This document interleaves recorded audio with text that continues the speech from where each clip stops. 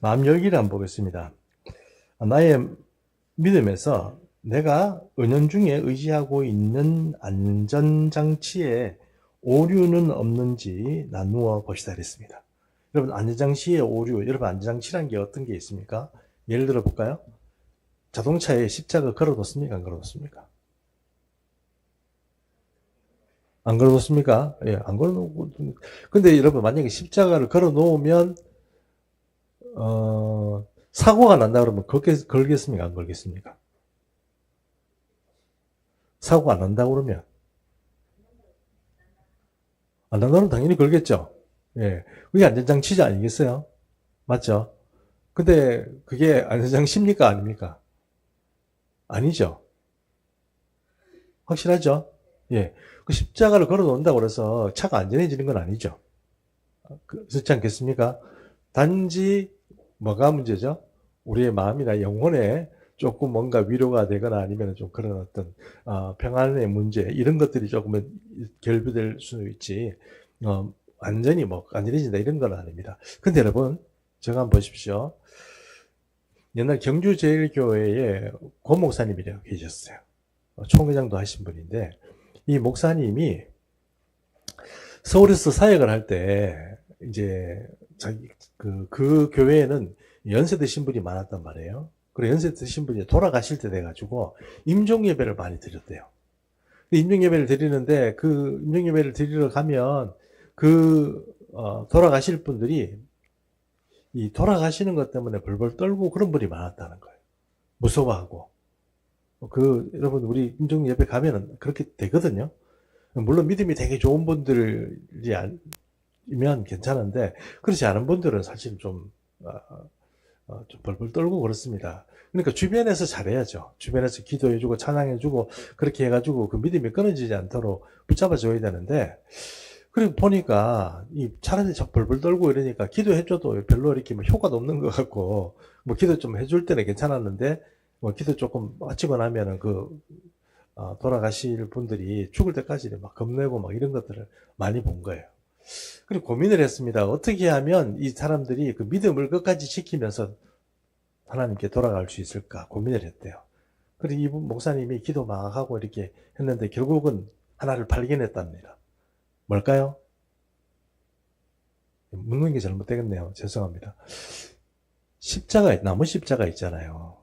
나무 십자가를 약간 조금 크게 해가지고 그 나무 십자가를 이제 자기 교회용으로 이렇게 배치를 만들어낸 거예요. 교회에 뭐 이름 쓰고 이런 게 아니고 십자가를 그냥 조금 이렇게 사람들이 이렇게 만져도 이렇게 다치지 않도록 각이 없도록 이렇게 이해하시죠? 그래가지고 그것을 환자한테 준 거예요. 그러면서 뭐라고 얘기했냐면 혹시 저희가 없더라도 이 십자가 붙들고 승리하십시오. 이렇게 된 거예요. 이해하시죠? 저는 상당히 지혜롭다고 생각해요. 그걸 믿는다라기보다는 보통 일반적으로는 사실 붙들 게 아무것도 없잖아요. 맞죠? 그러다 보니까 이 돌아가실 분이 이 십자가를 붙들면서 뭘 생각해요? 십자가를 붙들었기 때문에 안전하다고 생각하는 게 아니고 뭐예요? 내가 예수를 부르고 예수의 십자가를 의지한다는 그런 어떤 믿음들을 상기시켜주고, 그죠? 그렇게 돼서 그 역할들을 한 거죠. 제가 봐서는 참 잘했다 싶어요. 그렇지 않아요? 예. 그래서 저도 뭐 한번 해보려고 그랬는데, 저는 상가에 갈 일이 1년에 뭐 한두 번밖에 없어가지고, 제가 이제 뭐 집례하고 이런 일들이 거의 없기 때문에, 뭐 마련은 못했습니다만, 그 고목사님이란 분이 참 잘했어요. 그래가지고, 교육 목회를 하셨는데, 그 교육 목회를 참 잘하고, 경주제일교회가 한때, 그 교육 목회 때문에 그 목사님 때문에 뭐 전국에 있는 교회들이 그 교회 탐방도 가고, 교회 탐방도 가고, 그랬습니다. 한 총회장도 하고, 막 그랬었습니다. 자, 어쨌든 그 목사님이 참 저는 그 부분에서는 참 잘했다는 생각이 들어요. 뭐 다른 부분, 잘한 부분도 많지만.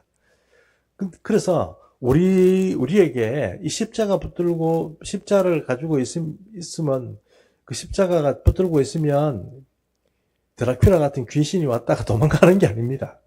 그렇잖아요. 그러나 그럼에도 불구하고 그 십자가를 붙들고 십자가를 기억하고 십자가의 예수님의 어떤 공로와 힘들을 의지하면서 주의 이름을 부르며 이렇게 믿음을 살아갈 수 있도록 그냥 붙드는, 그러니까 손으로 아구로, 이 아구라고 그러죠. 이 손으로 이렇게 꽉 쥐는 이 아구의 힘이 대단하답니다. 돌아가실 때. 이해하시죠? 근데 그분들이 그 십자가 꽉 붙들고 이렇게 돌아갔다는 거예요. 그러면서 이제 가족들이 그 고 목사님한테 그런 얘기를 했다는 거예요. 그래서 돌아가실 때 목사님 주신 그 십자가 붙들고 끝까지 이렇게 붙들고 그렇게 주의 이름 부르면서 그렇게 이제 믿음 지키고 갔다. 뭐 그렇게 말씀을 이제 하더라는 거예요. 한두 분이 아니고. 그래서 이제 저희도 이제 그분한테 잠깐 배운 적이 있는데 장례 같은 거를 배운 적이 있는데 정말 그렇게 하는 게 맞겠다 이런 생각이 드는 것입니다. 여기 왜 우리가 얘기를 하냐면 많은 사람들이 그 십자가가 가지고 있으면서 있는 문제들을 이제 그 무슨 부적처럼 사용한다는 거죠. 그래서 교회 안 다니는 사람도 뭡니까? 락 화수가 뭡니까? 십자가 이따만한 거 들고 들렁거리죠. 그죠? 철 십자가 이런 거 들렁거리고.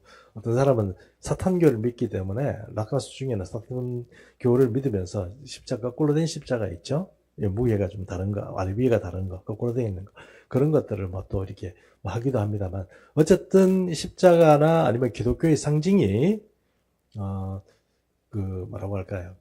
내 안전을 보장해주는 어떤 그런, 부적 같은 그런 역할을 하는 거는 아니다 하는 것입니다. 그런데 그럼에도 불구하고 우리에게 위안을 줄 수는 있죠.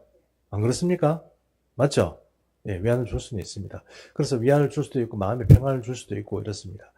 그래서 그런 것들이 나쁘다라기보다는 이제 그런 것들이 우리가 믿고 그것 때문에 내가 안전하다고 생각하는 거는 조금 오산이죠. 예. 그래 그 얘기를 오늘 좀 이렇게 해보겠다는 겁니다. 왜 하느냐?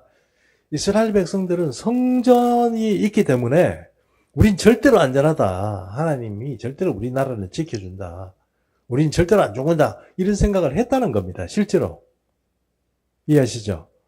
근데 하나님을 믿는 그 믿음이 있는 그런 사람들이 그러니까 이스라엘이 남유다가 망할 때쯤 돼가지고는 형편없었던 거죠. 신앙 자체가. 완전 복합적인 신앙에 또 신앙 자체가 순수성도 잃어버리고 그런 신앙이 되어 있다는 거예요. 그러면서도 그들 뒤에는 뭐가 있어요? 우리에게는 성전이 있다. 그러니까 하나님이 있는 거하시는 성전이 있다. 그렇기 때문에 우리는 절대로 안 망한다. 그 얘기를 하는 거예요. 예레미야가 망한다고 얘기하더라도 그 사람들은 웃기는 소리 하지 마라. 우리는 성전이 있어서 안 망한다고 자꾸 얘기하고 수많은 사람들이 대부분의 사람들이 예레미야의 말을 반대하다가 결국은 망한 그런 이야기가 오늘 여기 나온다는 것입니다. 그러므로 하나님 앞에서 우리가 정말 순수하게 붙들어야 될 것은 그런 어떤 상징이 아니고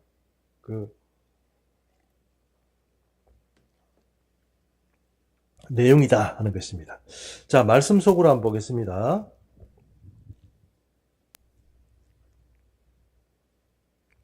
제 1단계 성전 문 앞에서의 충격적인 선포입니다. 여호와께로부터 예레미야에게 말씀이 임하니라. 이르시되 너는 여호와의 진문에 서서 이 말을 선포하여 이르기를 여호와께 예배하러 이 문으로 들어가는 이가 사람들아, 여호와의 말씀을 들어라. 만군의 여호와 이스라엘 하나님께서 이와 같이 말씀하시되 너희 길과 행위를 바르게 하라. 그리하면 내가 너희로 이곳에 살게 하리라. 너희는 이것이 여호와의 성전이라, 여호와의 성전이라, 여호와의 성전이라 하는 거짓말을 믿지 말라. 예, 여기 나와 있는 하나님께서 예레미야에게 말씀을 선포하게 하는데 어디서 가서 하게 하냐 하면 성전 문 앞에서 하는 거예요. 그러면 많은 제사장들이나 다른 선지자들이나 사는 그때 말한 사람들이 이렇게 왔다 갔다 할 거 아닙니까? 그죠? 그 예레미야가 여러분 우리가 저번에도 한번 봤다시피 예레미야는 나이가 좀 젊습니다. 그렇죠? 그리고 어떤 선지자로서 네임밸류가 요때 좀 있었을까요? 없었을까요? 별로 없었겠죠. 뭐 나이가 좀 있어야 그래도 좀 인정해주고 뭐 관록을 뭐 캐리어를 인정해주고 그래 좀 아니 나이도 좀 어리고 이런 사람이 다른 나라를 비판한다거나 아니면 그런 게 아니고 누구를 비판하냐면 그 성전을 출입하는 그 사람들에 대놓고 그냥 욕을 한 거예요. 욕을 했다는데 죄송합니다만 지금 그 사람들이 느끼기에는 저게 뭔데 우리 보고 욕하냐 이렇게 느낄 정도의 어떤 그런 모욕감을 주는 그런 뭐 지적질을 하고 막 그렇게 지금 하는 거죠. 그래서 사전을 말씀해 보면 뭐라고 얘기를 합니까? 여호와의 성전이라 여호와의 성전이라 여호와의 성전이라 하는 거짓말을 뭐요? 믿지 마라 이렇게 얘기하는 거예요. 이거 지금 누구 얘기입니까? 하나님께서 예레미야에게 하라고 해서 예레미야가 지금 말하는 겁니다. 어디서요? 성전문 앞에서. 네, 성전문 앞에서. 하나님은요, 여러분 세상을 향해서 경고하지 않습니다. 자기 말을 잘 듣는 자기 종들부터 경고해요. 야, 똑바로 해라. 똑바로 해라. 지금 뭐 이렇게 되고 있다. 자기 종부터 막 두들겨 패요. 그렇기 때문에 어떤 분들은 야, 뭐 그렇게 심각하게 그렇게 뭐 받아들일 수 있냐 하나님의 사건들을. 근데 사실 그렇게 하면 안 돼요. 하나님이 우리에게 요구하시는 것이 좀 심각한 거예요. 근데 우리는 세상 보니까 막 멀쩡할 것 같고 그렇거든요. 그러니까 조금 이렇게 나태해지는데 이 에레미야가 지금 성전문 앞에 가서 여기는 여호와의 성전이라 성전이라 그렇게 말하지 마라. 이거 망한다. 이거 믿고 있지 마라. 하나님께서 이거 무너뜨린다 하고 말하는데도 이스라엘 백성들은 뭐 저런 게 있어 하고 다니면서 오히려 에레미야를 이렇게 피파하고 에레미야를 욕하고 그렇게 한다는 것입니다. 대적하고. 자, 성전 이데올로기라는 걸 오합니다. 뭐라고요? 성전 이데올로기. 아까 우리가 십자가를 어떤 신앙의 어떤 부적도가 같은 그런 상징 체계라고 생각했던 것처럼 이스라엘 백성들에는 성전은 자기가 가지고 다닐 수 있는 건 아니니까 성전 이데올로기를 가지고 있다는 거예요.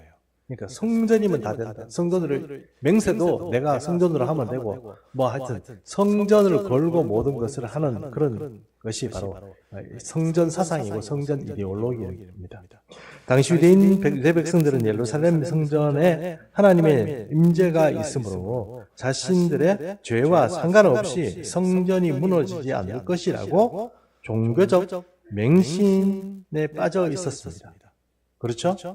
예, 요게 성전 이데올로기입니다. 내 행동이 잘못하고 이렇게 하나님 앞에 제사 드리는 어떤 것들이 조금 잘못됐고 사회적인 법이나 규범이 잘못됐다고 해서 큰 문제 있겠나 요렇게 생각하는 게 잘못됐다고. 지금 우리가 제가 사회적인 이슈를 말해서 좀 죄송하지만 다른 것도 아니고 성등 참정권이 지금 문제가 생기는 건 진짜 문제거든요. 네.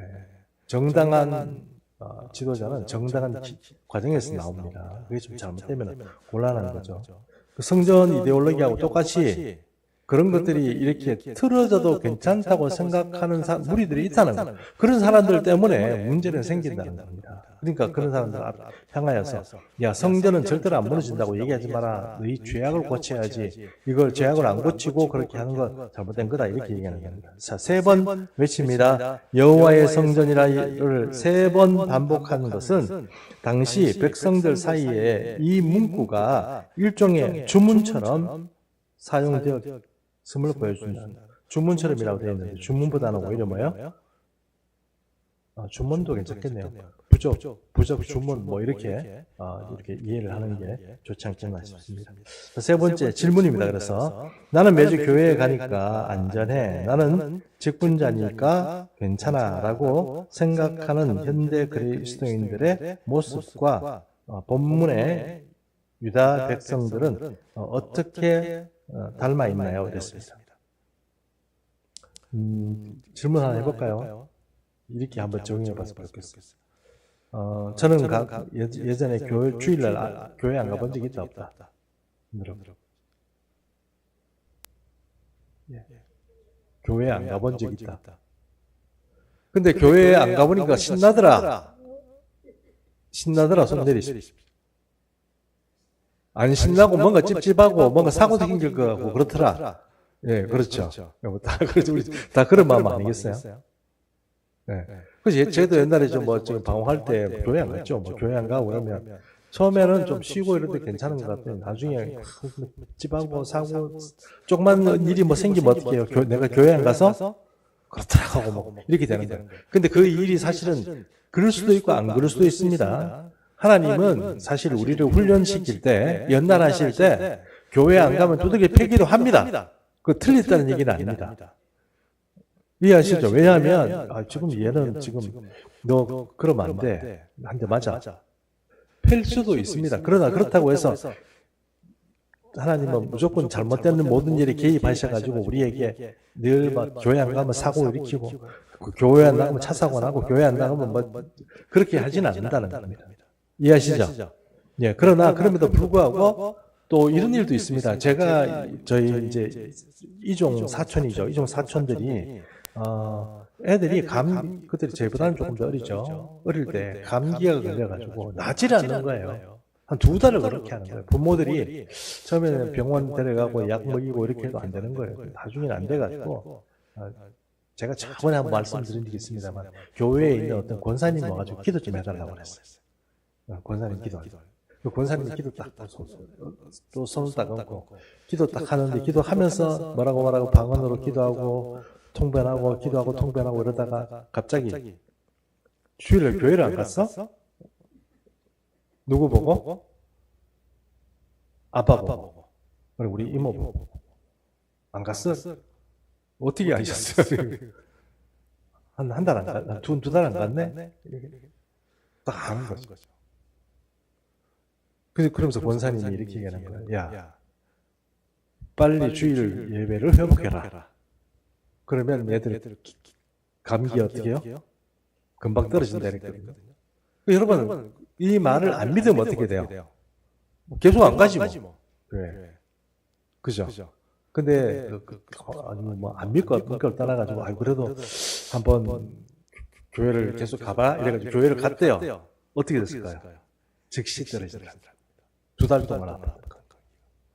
그래, 여러분, 이게 옳고, 이게 바른 길이다. 이렇게 확실하게 얘기할 수는 없지만, 확실히 우리 삶의 자잘자잘한 부분에서 주님이 개입해가지고, 우리를 바른 길로 가게 하시려고 칠 수도 있습니다. 그건 무조건, 그런 게 있나? 이렇게 얘기하는 건 조금 잘못된 거예요. 그러나, 그럼에도 불구하고, 그것이 연관이 없을 수도 있습니다. 예, 그래서 그렇게 좀 이해를 하시고 연관이 있을 수도 있고 없을 수도 있다 하는 것입니다. 그렇기 때문에 내가 교회에 안 나가기 때문에 이렇게 있다. 뭐 이렇게 얘기하면 그게 필요하거든. 교회 좀 잘 나가든가. 그럼 되는 거지. 뭐 그거 가지고 뭐 이거 주님이 주님으로부터 온 사고다. 주님으로부터 온 사고가 아니다. 뭐 이렇게 자꾸 그 판단하고 그럴 바에는 차라리 그냥 교회 가는 게 좋지 않겠냐는 겁니다. 그 자신 이거는 계속 뭐 교회 안 가다가 사고 당하든가 뭐 그거는 그렇게 판단해야지. 그걸 가지고 우리가 좀 부적이나 또 아니면은 상징 체계처럼 이렇게 그렇게 사용해서는 좀 곤란하겠다는 것입니다. 여러분 아시는 것처럼 옛날에는 처음에 오맨이라는 영화가 우리나라에 도입이 됐을 때 오맨 영화 아시죠? 너무 오래됐구나. 오맨 영화가. 오맨 영화는요. 이게 지금 뭐냐면 축사하는 이야기거든요. 어떤 아이에게 약한 영혼이 들어가가지고 약한 영혼이 염력을 발휘하고 막 난리를 치는 거예요. 그런 영화인데 그 오맨에 나오는 그 영화의 이제 주인공이 처음에 이제 어릴 때 나왔을 때는 신부가 십자가 탁 내밀면 어떻게 해요? 좀 겁내고 막 이랬거든요. 1화에 1탄에 말이에요. 1탄에. 영화 1탄에 오맨 1 이렇게 나왔어요. 시즌 1이 나왔어요. 오맨 2 영화가 나왔거든요. 십자가 되니까 어때요? 안 되는 거죠. 어느 게 맞을까요? 여러분 마귀가 십자가 되고 간다 그러면 십자가 야야 나가라 이러고 이런다고 해서 십자가 너무 무서워 이래가지고 도망갈 것 같아요. 네, 마귀는 우리 속 사람을 봅니다. 그래서 진짜 그 속에 예수가 분명한 사람은 겁내지만 그렇지 않은 사람은 겁 안 납니다. 그게 십자가가 가지고 내민다고 될 일은 아니다 하는 것입니다. 그런 비슷한 생각을 누가 하고 있었느냐? 이스라엘 백성들이, 제사장들이 그렇게 하고 있었다. 이 뜻입니다. 자, 2단계입니다. 도둑의 소굴입니다. 도둑의 소굴이 된 성전입니다. 성전이 자기들이 잘못할 정도가 아니고 도둑의 소굴이 됐다는 것입니다. 하나님은 성전 안에서 제사장보다 성전 밖에서의 삶이 우선되어야 함을 가르치십니다. 권사님? 너희가 도둑질하며 살인하며 간음하며 거짓 맹세하며 바알에게 분향하며 너희가 알지 못하는 다른 신들을 따르면서 내 이름으로 일컬음을 받는 이 집에 들어와서 내 앞에 서서 말하기를 우리가 구원을 얻었나이다 하느냐. 이는 이 모든 가증한 일을 행하려 함이로라. 내 이름으로 일컬음을 받는 이 집이 너희 눈에는 도둑의 소굴로 보이느냐. 보라, 나 곧 내가 그것을 보았노라. 여호와의 말씀입니다. 자, 이 도둑 소굴이라는 게 어떤 겁니까? 자꾸 욕심내고 교회 안에서 제사장들이 자꾸 하나님께서 정해주신 룰대로 안 하고 편법을 일삼고 또 좀 이렇게 뭐 서기관, 그 종교 귀족들 이런 사람들이 자기 편을 만들어 가지고 성전 안에서 권력 암투를 벌이고 뭐 이런 일들이 벌어지니까 하나님께서 그걸 다 보시고 그래서 하나님께서 뭐라고 얘기합니까? 도둑의 소굴이다 이렇게 말합니다. 그것은 내 하나님이라는 거룩한 하나님의 임재가 있는 성전이 아니고 거기는 도둑 소굴이다. 근데 사람들은 어떻게 생각하느냐? 여기는 성전이다. 하나님의 성전이기 때문에 이 하나님의 성전이 존재하는 이상 우리 민족은 괜찮다. 우리나라는 괜찮다. 내 삶은 괜찮다. 이렇게 얘기를 했다는 겁니다. 근데 예레미야는 정신 차려라. 그게 아니다. 하고 지금 하나님의 메시지를 가지고 와서 어디 앞에서? 성전 문 앞에서 사람들에게 지금 얘기한다 하는 것입니다. 자, 먼저 행할 일은 길과 행위를 바르게 하고 이방인과 고아와 과부를 압제하지 말며 무죄한 자의 피를 흘리지 말아야 합니다. 5, 6절에서 나와 있는 그런 것처럼 우리가 지금 오늘 읽지는 않았습니다. 5, 6절은 약자를 향한 어떤 사회적인 공의가 먼저입니다. 그렇죠? 사회적인 공의가 먼저입니다. 그러므로 여러분 이 사회적으로 자꾸 사람들이 대판 싸우고 막 끼어들기 마음대로 막 하고 도덕이 없는 거 있죠. 이해하시죠? 도덕이 없는 삶이 자꾸 그런 국민이 되고 그렇게 되면 곤란하다는 겁니다. 이게 좀 여담인데 서울에서 이렇게 있으면 요즘 외국인들이 엄청 많이 온대요. 맞죠? 옛날하고 분위기가 많이 틀린다고. 외국인들이 엄청 많대요. 엄청. 그리고 그 외국인들이 다니는데 어느 날 이렇게 청소년들이 외국인들이 다니면 그냥 외국인들 왔다 갔다 하는구나 이렇게 생각했는데 어떤 사람이 지하철에서 엉덩이를 까고 여잔데 엉덩이를 까고 쉬를 하는 거예요. 그래가지고 그 사람을 붙잡고 아니 당신이 무슨 짓이냐 왜 이러냐 이렇게 했더니 그 여자가 어느 나라 사람이다? 국적은 안 밝히겠습니다. 그러니 그 열차 안에 가서 본 사람들이 그 사람을 볼 때 어떤 생각이 들게 됐어요? 사회적 도덕, 사회적인 어떤 그 공의 이런 것들이 여러분 균형이 돼야 돼요. 우리 기독교 사회가 다른 어떤 것보다 문명이 발달하고 이런 것보다 있잖아요. 그 사람이 가진 도덕적 가치가 제대로 작용하고 돌아가는 그 사회가 뭐예요? 기독교적인 가치가 있는 거죠. 그러니까 그러니까 돈 있는 사람들은 나쁜 사람들이고 돈 없는 사람들이 괜찮은 사람이다. 그래서 계급 투쟁을 벌이고 이래가지고 돈 있는 사람들 무조건 세금 많이 매기고 그것들 뺏어가지고 가난한 사람 도와주고 뭐 이렇게 한다. 뭐 그거 자체가 기본적으로 어떤 틀, 사회적인 복지의 틀에서 우리가 해석할 수는 있지만 그러니까 다 때려 죽여야 돼. 잡아 죽여야 돼. 뭐 이렇게 얘기하는 건 뭐예요? 그 사회적인 도덕을 세우는 게 아니거든요. 기준이 기독교적이지 않아요. 하나님이 세우는 그런 공의가 작용하는 사회를 만들어가는 거 그거 중요하죠. 그게 뭐 파라다이스고 그게 뭐 지상에 임하는 천국이다 이렇게 말할 수 있지 않을까요? 그게 되면 여러분 사회적인 약자도 그 공의 안에서 보호를 받을 수 있는 거죠. 그렇게 되지 않겠어요? 그렇게 되는 겁니다. 그러니까 하나님이 원하시는 그런 사회인 거예요.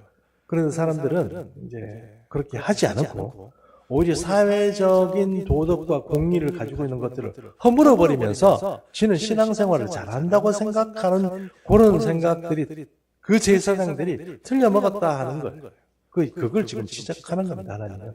내가 네 봤다. 너 그렇게 나쁜 짓 하고 댕기면서 성전 안에 들어와가지고 제사장이라고 혹은 하나님께 제사 지낸다고 하면서 네가 하는 짓을 정말 내가 다 보면 넌 정말 내가 역겹다. 그 얘기를 지금 예레미야를 통해서 성전 문 앞에서 하라는 거예요. 그래서 여러분 지금 성전 문 앞에서 하면 여러분 솔직히 말할게요. 성전 문 앞에서 하면 예레미야는 돌 맞아 죽을 형편이에요.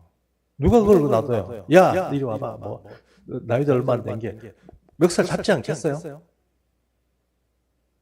그 사람들이 그럴 거 아니에요. 좀 적당히 하지. 그런 소리를 말어 그 앞에서 성전 문 앞에서 하냐? 그렇지 않겠냐는 거예요. 근데 어떻게 해요? 하나님께서 성전 문 앞에서 하라니까 해야죠. 사실 뒤쪽에 가서 뭐 구시렁구시렁 하는 건 소용도 없어요. 하나님이 하라니까 그냥 목숨 걸고 성전 문 앞에서 하는 게 제대로 된 그런 어떤 선포가 아닌가 이렇게 생각합니다. 자, 도둑의 소군입니다. 백성들은 세상에서 도둑질, 살인, 간음, 거짓, 맹세, 그 다음에 우상숭배 등을 마음껏 행한 뒤 성전에 들어와서 우리가 구원을 얻었나이다라고 안도했다는 거예요. 하나님은 내 집이 도둑의 소굴로 보이느냐 하고 분노하신다 이렇게 되어 있습니다. 질문입니다. 세상에서는 말씀과 상관없이 살아가다가 주일에 교회에 와서 예배 한 번 드리는 것으로 모든 죄를 털어내려 하는 영적 메커니즘의 문제는 무엇일까요? 그런 영적 메커니즘, 교회 와가지고 예배 드리고 한번 싹싹 정리하고 그러니까 사람이 개선되고 성화된다는 그런 게 안 되는, 그러니까 뭔가 백성으로서 그 자기를 갖추는, 천국 백성으로 자기를 갖추는 게 안 되고, 오히려 계속 뭐예요? 나쁜 짓대로 하고, 세상에서 욕심내고 성질내는 걸 마음대로 하고, 교회 오면 어떻게 돼요? 거룩한 척 하는 건 아닌데, 거룩해 보이는데, 주님은 그 답답한 거죠. 제가 욕하려고 하는 게 아니고, 답답한 거죠. 왜? 그게 그렇게 해가지고 야 너 그게 지금 뭐 구원과 생명의 길은 아니야 이렇게 말씀하시겠냐 하는 거 아니겠냐는 거예요. 그러므로 그 이스라엘 백성들이 중요하게 여기는 그 성전을 부숴버리겠다 하는 겁니다. 자, 실로의 운명을 기억하라. 하나님은 역사적 사실을 들어서 성전의 무적 신화를 깨뜨리십니다. 권사님. 너희는 내가 처음으로 내 이름을 둔 처소 실로에 가서 내 백성 이스라엘의 악에 대하여 내가 어떻게 행하였는지를 보라. 여호와의 말씀입니다. 이제 너희가 그 모든 일을 행하였으며 내가 너희에게 말하되 새벽부터 부지런히 말하여도 듣지 아니하였고 너희를 불러도 대답하지 아니하였느니라. 그러므로 내가 실로에 행함같이 너희가 신뢰하는 바 내 이름으로 일컬음을 받는 이 집 곧 너희 조상들에게 준 이곳에 행하였고. 자, 실로의 일은 뭐냐면 이겁니다. 이스라엘 백성들이 사사 시대 때 여호수아가 언약궤 있죠. 언약궤를 가지고 놔두는 거예요. 어디냐면은 실로에 놔뒀어요. 실로라는 그 장소에 놔두고. 그러니까 엘리 제사장 아시죠? 엘리 제사장 시대에, 그러니까 그 사무엘에게 넘어가는 그런 그 전환기잖아요. 그 제사장인 사무엘이, 그리고 마지막 사사인 사무엘에게 넘어가는 그런 어떤 정권이 넘어가는 그런 어떤 애매한 시기에 엘리란 제사장이 있었는데 블레셋하고 전쟁이 벌어졌어요. 그러니까 야 이거 어떻게 할까 이러다가 안 되겠다 우리가 언약궤 들고 나가자. 그럼 하나님께서 언약궤가 있습니다. 하나님이 사워주시겠지. 이래가지고 사람들이 언약궤를 들고 나갔네. 근데 그 언약궤를 들고 나가는 그 엘리 제사장의 두 아들이 전부 다 나쁜 놈이었어요. 맞죠? 어떻게 나쁜 놈이었어요? 제사 음식을 어떻게 가르쳤어요?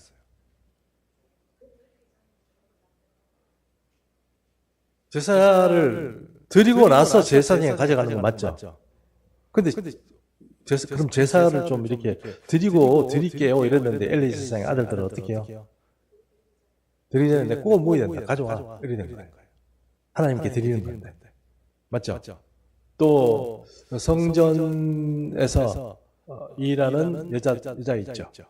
여자들하고 또 이상한 또 하고.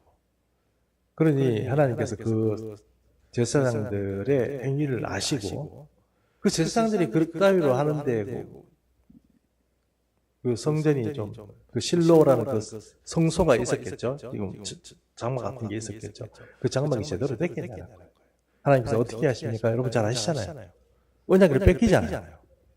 그래가지고 빼앗아 와가지고 또 블레셋 사람들은 좋다고 이야 우리가 이 이스라엘의 신을 이겼다 이랬는데 다곤 신당에 나왔다 다곤이 목이 부러져가지고 그래가지고 그 언약궤를 다른 데로 옮기는 데마다 뭐 전염병이 생기고 이러니까 서로 안 받으려고 막죠. 그 가드 5개 도시가 있거든요. 그 다시 도시에서 지금 그 5도시 있는 데가 어딥니까? 지금 시끄러운 데 어디죠? 가자지구잖아요. 맞죠? 가자지구잖아요. 가자지구 거기서 서로 뭐 이렇게 밀고 땡기고 가다가 결국 어떻게 해요? 암소를 실어서 보내자 이래가지고 보내는 그런 얘기입니다. 여러분 언약궤도 뺏깁니다. 그처럼 뭐 하나님은 부정한 자와 하나님은 같이 있고 싶어 하지 않아요. 특별히 하나님의 이름을 내걸고 그런 사람들이 제대로 하나님 뜻대로 못 살면 그만큼 가정한 게 없어요. 그건 하나님이 용서하지 않습니다. 그러니까 여러분 우리가 가정한 사람이 되지 않도록 진짜 노력해야 돼요. 뭐 제대로 하든가 아니면 때려주고 나가야지. 왜 전부 뭐 비슷하게 흉내만 내는 그런 어떤 그리스도인처럼 그렇게 살아서는 하나님이 내가 뭐 다른 걸 떠나가지고 하나님이 인정 안 해준다는 걸 우리가 좀 이해를 했으면 좋겠습니다. 실로를 보라. 실로는 과거 광야 시절 이후 하나님의 언약궤가 오랫동안 머물렀던 곳입니다. 그러나 백성들이 타락했을 때 하나님은 실로를 버리셨습니다. 두 번째, 성전의 가변성. 하나님은 성전이라는 건물에 갇혀 계시는 분이 아닙니다. 백성이 언약을 깨뜨리면 하나님은 성전조차 미련 없이 어떻게 해요? 버리시는 것입니다. 그 다음에 세 번째 질문입니다. 하나님의 과거 찬란했던 신앙의 유적, 실로를 무심히 버리셨다는 사실은 오늘날 우리 교회가 건물의 크기나 또 전통을 자랑할 때 어떤 경고가 되겠습니까? 어떤 경고가 되겠습니까? 저는 이렇게 생각합니다. 답을 그냥 말씀드리는 게 좋을 것 같아요. 교회가 조금 이렇게 발전이 되고 부흥이 되면 어떤 전통을 세우는 것은 좋습니다. 그러나 어느 순간 그 전통이 새로운 가족들, 새로 믿는 사람들을 차단하고 신앙생활 제대로 못하고 너는 새로 왔으니까 내 밑에서 기여 뭐 이런 식으로 된다 그러면 그 여러분 조금 주의해야 됩니다. 그리고 예를 들어서 제가 목사인데 뭐 이렇게 뭐 누가 와가지고 뭐 이렇게 얘기를 한다고 해가지고 목사한테 어디 건방지게 뭐 그런 얘기를 하고 지가 목사하지 이렇게 하면 어떻게 돼요? 그것도 조금 하나님 보시기에는 탐탁해 하지 않습니다. 예, 그래서 그런 문제들은 여러분 좀 이렇게 뭐 사안마다 틀립니다. 이렇게 해야 되고 저렇게 해야 되고 이렇게 뭐 교회들이 왜냐하면 그런 문제들이 생기기 때문에 교회마다 내규를 만들거나 아니면은 어떤 뭐 안에서 이렇게 굴러갈 수 있는 어떤 그런 어떤 시스템들을 구축해 놓습니다. 근데 그 시스템 때문에 교회가 하나님은 빼버리고 시스템만 돌아가는 그런 교회도 있다는 거예요. 그렇기 때문에 여러분 정말 참 고통스럽습니다. 저는 조영기 목사님 참 존경하거든요. 조영기 목사님을. 그 조영기 목사님 참 존경하는데, 조영기 목사님이 그 우리나라에서 그렇게 막, 대단한 어떤 그런 보구자로서 역할을 하실 때, 수많은 자금이 조영기 목사님에게 갔습니다. 그러면 조영기 목사님은 그것을 뭐 일일이 어떻게 처리하고 교회로 보내고 뭐 이런 것보다는 교회가 어떤 문화재단이나 그런 재단을 세우는 일에 많이 썼어요. 성교하는 일에도 많이 쓰고. 그러면 이제 쓰고 나면은 이제 그 다음에 또 뭘 했냐면은 이 교회에 이제 중요한 보직 있죠. 보직에 김성애 사모님 있죠. 김성애 사모님. 그 뭐 한세대학교 총장으로 앉히고 무슨 또 여의도 무슨 교회 무슨 뭐 이렇게 국민일보 사장 자리에 자기 둘째 아들인가 또 앉히고 뭐 이렇게 된 거예요. 근데 여러분 그게 결과가 좋았으면 이런 얘기를 안 하죠. 오늘날 여의도 순복음교회가 밖으로 안 드러났지만 그 안에서 그렇게 전투를 벌이고 있는 게 뭐 때문에 그렇습니까? 예, 그것 때문에 그래요. 차라리 싹 그냥 전부터 뭐 그렇다고 해서 여러분 여의도 순복음의 조영기 목사님이 그걸 개인적으로 착보해 그거 가지고 먹고 살았다 그런 건 절대 아닙니다. 그런 건 아닌데 그런 의미에서는 사실 저는 뭐 조영기 목사님 잘했다고 생각해요. 그런데 그럼에도 불구하고 만약에 그런 것들이 문제가 되면 아들을 빼야죠. 부인도 빼야죠. 그걸 계속 놔두고 그 장로들이 그렇게 반발을 하고 그 내부적으로 문제를 일으키고 문제가 많고 사고도 펑펑 터지는데도 뭐 이렇게 앞에서 이렇게 기자들 해가지고 막 입마감하고 이래가지고 처리할 문제는 아니잖아요. 근데 그런 일들이 있다는 겁니다. 그래서 솔직히 말하면 주님 저는 뭐 그런 일이 없어서 감사하네요. 이런 솔직히 그런 고백도 합니다. 왜 그러냐면 그런 분들이 그렇게 한 시대에 위대하게 쓰임받았던 그 주의 종들이 주님 앞에 가가지고 그 쓰임받은 걸 다 어디 갚아버리고 없고 문제 일으키고 뭔가 자기 조금 이렇게 뭐 한 그런 것 때문에 하나님한테 평가받는다 하면 불행한 거잖아요. 그렇지 않겠습니까? 그렇지 않는가 보군요.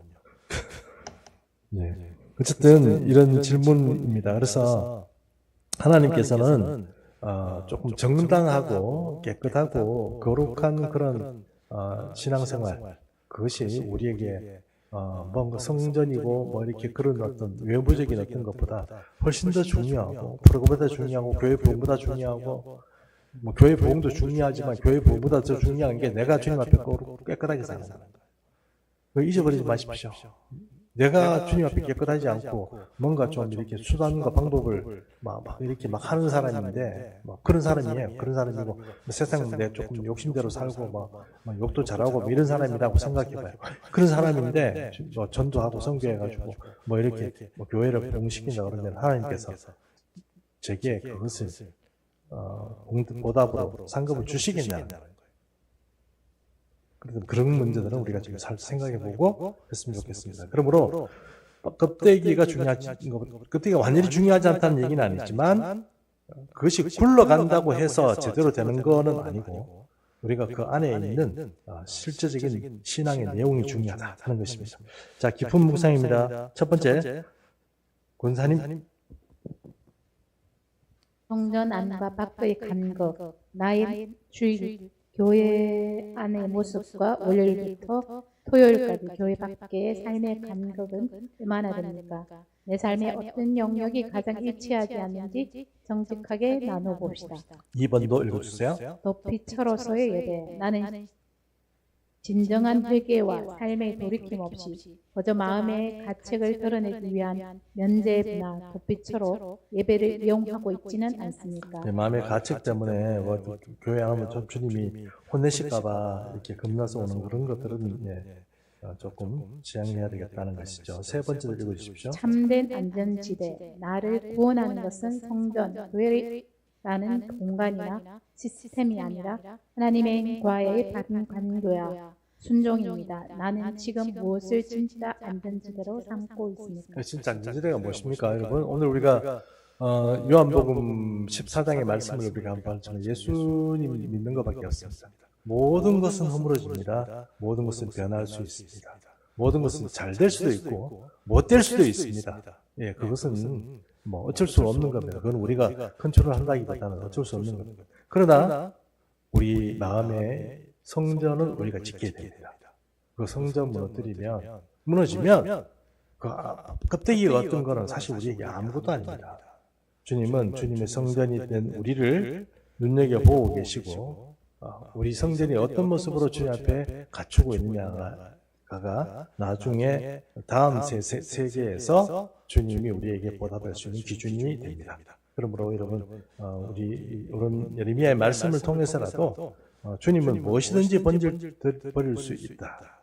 아무리 가문이 좋고 아무리 뭐 신앙 가문이 몇 대가 어떻고 뭐 순교제 가정이 어떻고 그렇게 하더라도 그 가문조차 무너질 수 있다 하는 것들을 우리가 좀 잘 이해했으면 좋겠습니다. 자, 삶으로 살아가기입니다. 결단입니다. 예배당 문을 나서는 순간이 진짜 예배의 시작임을 기억하겠습니다.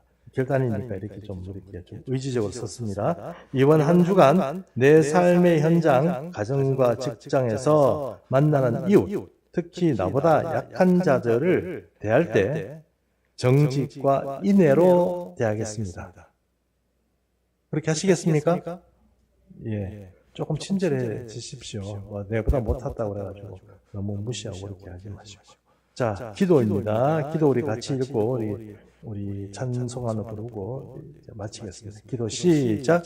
주님 삶을 닦지 않는 종교적 위선과 기만을 용서하여 주소서. 교회의 마당만 밟고 가는 선의 아니한다. 세상의 삶 속에서 하나님의 공의를 실천하는 진짜 예배자가 되게 하소서. 아멘. 아멘. 예. 찬송가 우리 부릅니다. 찬송가 270장.